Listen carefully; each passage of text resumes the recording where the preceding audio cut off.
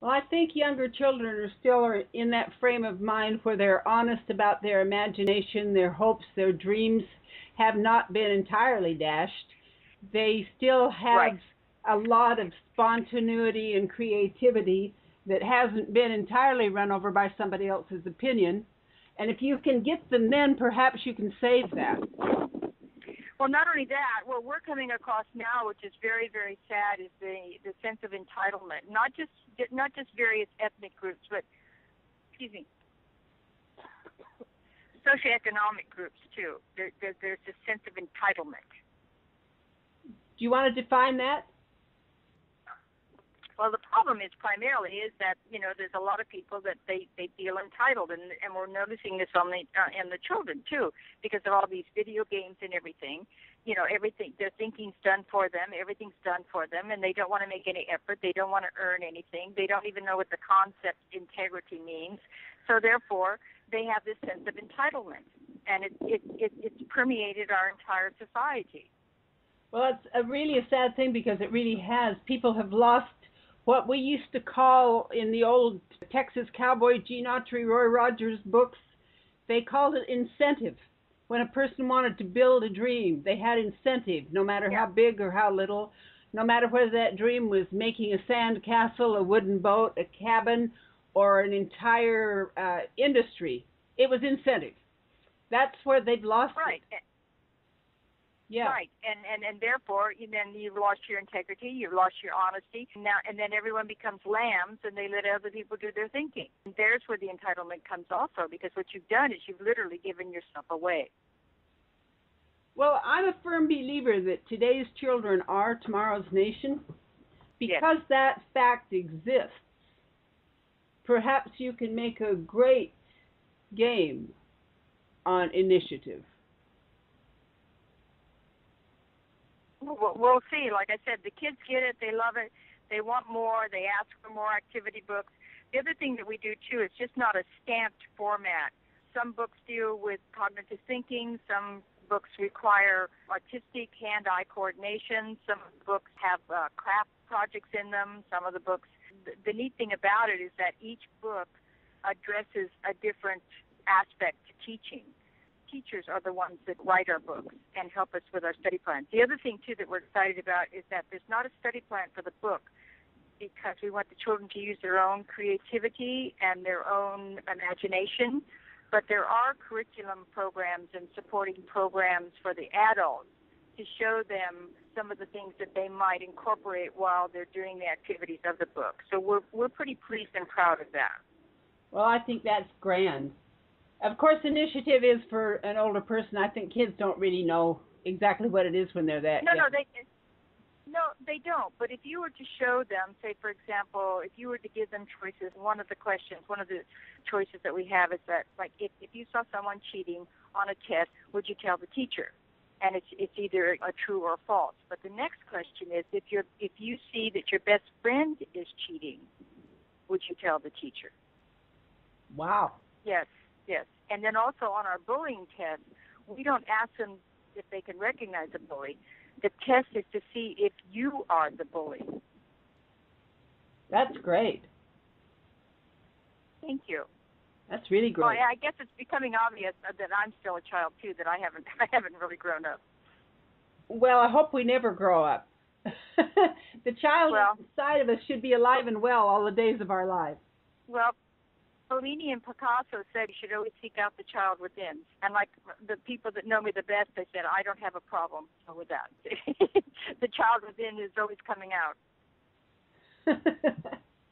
Well, it comes out of you so beautifully. I had a good set of parents.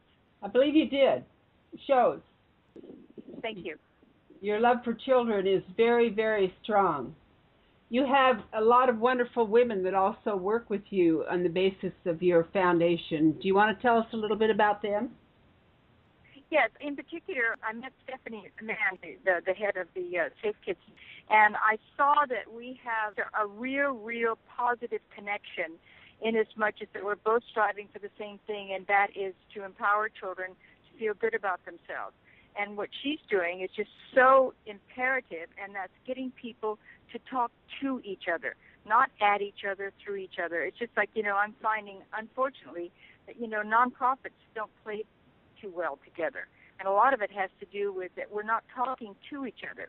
We're so busy trying to promote what we're saying and what we want to accomplish that we lose sight of the fact that sometimes we should just be listening to what's being said to us. And in that respect, in what she's trying to do, where both of us really feel that there's a very big avenue of influence through the churches. And there's so many things that parallel.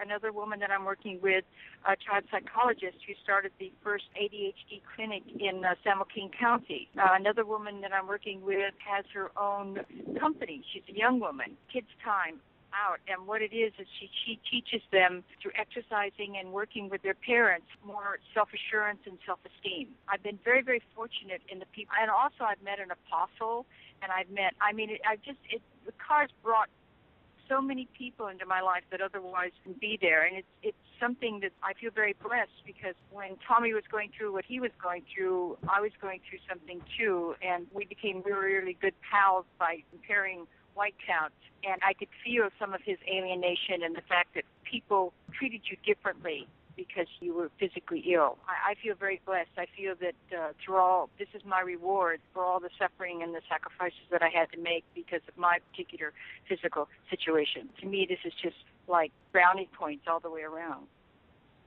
I think that's great. Do you want to share with us any of those sacrifices, or do you want me to pass?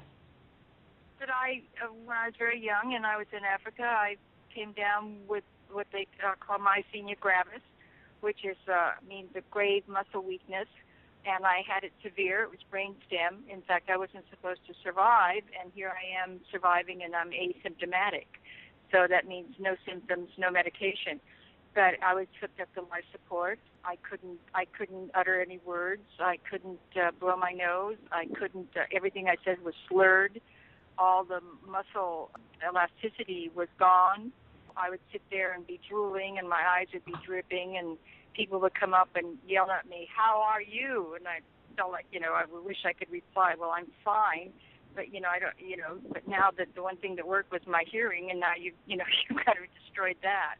And then the discrimination that came with that. And then from then I also did a book on no, we don't do that. So the physical discrimination, so the things that Tommy was going through on a young age, I was going through as a young adult. A lot of the things have come not only from his experience, but the main reason for the CARR Foundation is a legacy to Tommy.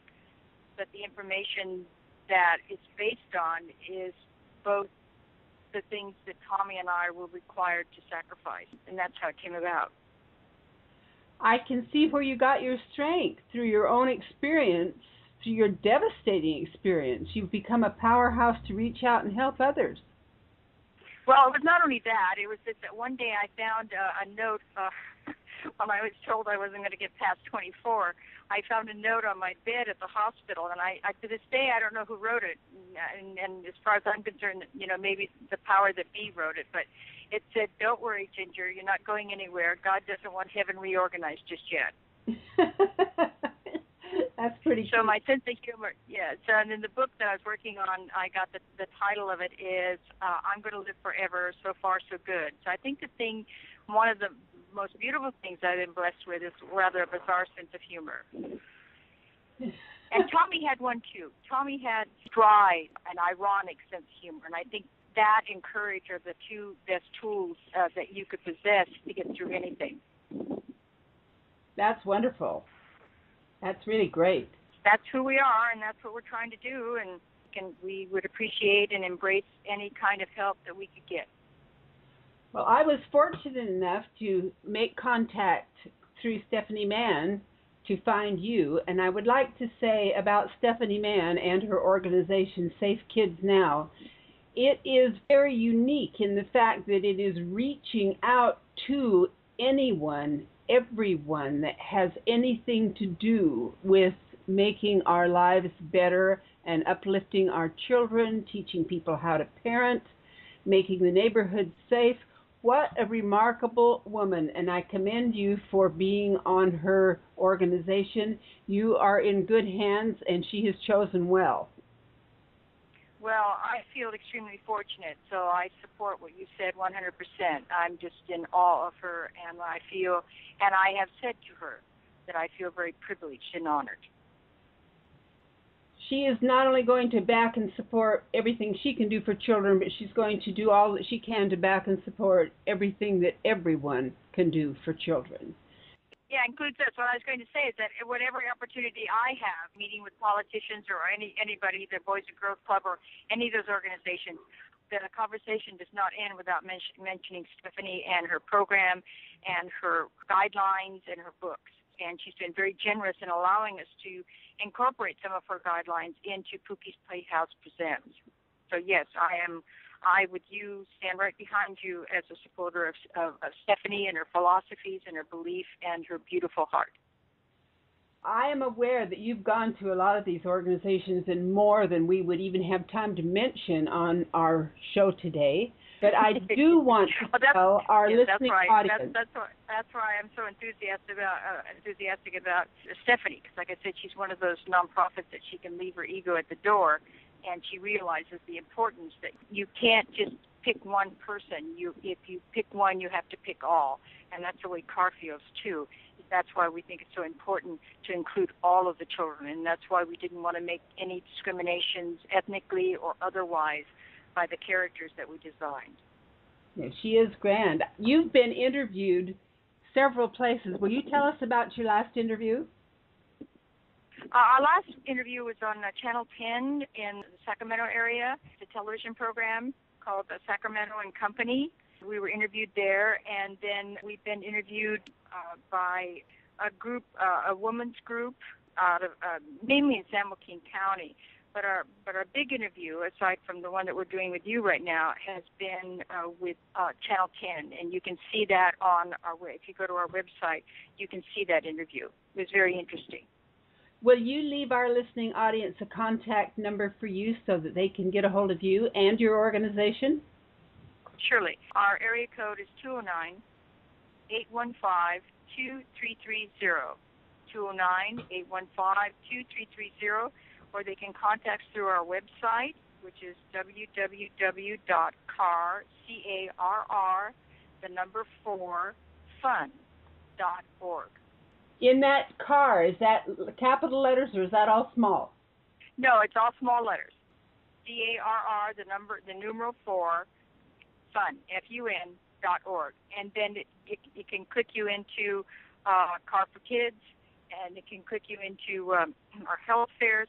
It'll also give you it'll click you into where you can have a sample of our narrative DVD, and you can also hear some of our music. Well, this has been absolutely wonderful. I so appreciate that you have given your time to us today, and I'm honored to have you, and I hope that this helps really get the news out there, exactly what you're doing, so that the rest of the world can get your products, enjoy what you're doing, and basically hold hands across this nation. Thank you, Ginger, for being with us. And thank you so much for having me. You are welcome.